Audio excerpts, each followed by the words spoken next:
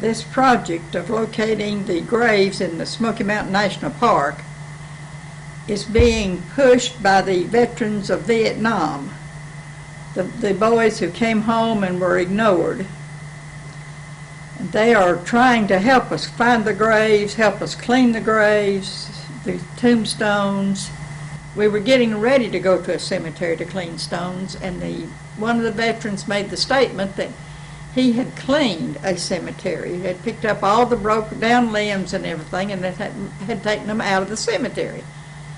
He was informed by the park service that nothing was to be removed from the cemetery.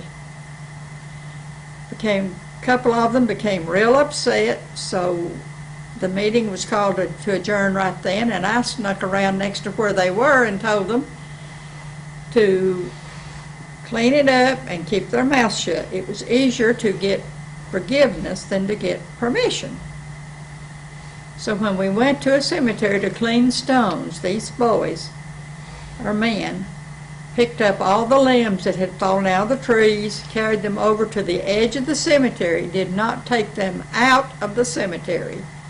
They cleaned all the down limbs. They even had brought a broom and swept off all the flat tombstones. They did not remove anything, but yet the cemetery looked a whole lot better when we left. In the last 5 years, we have really picked up a momentum. I've got Ruth Matthews with me here today, and Ruth centers around the King Library.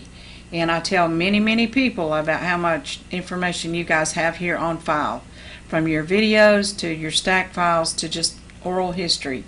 I said you can't beat it when you come to research your family, and Ruth Matthews doesn't have to pick up anything, she just tells you. So building on that, every time Ruth and I link up together, she gives me more veterans. She takes the time and will go through different databases to see if we've left anyone out, and thankfully she's done that. I think we started with like 157 names in our database, and I haven't had time to tell Ruth this yet, but we're up to 229 now. We have 2 counties in North Carolina with veterans in them. We have that are in the park. We have 3 counties in Tennessee that are in the park. The Vietnam boys are the ones that's doing the majority of the work. They are the ones that help put the flags on the grave for Memorial Day. They help put the wreaths on the graves for Christmas.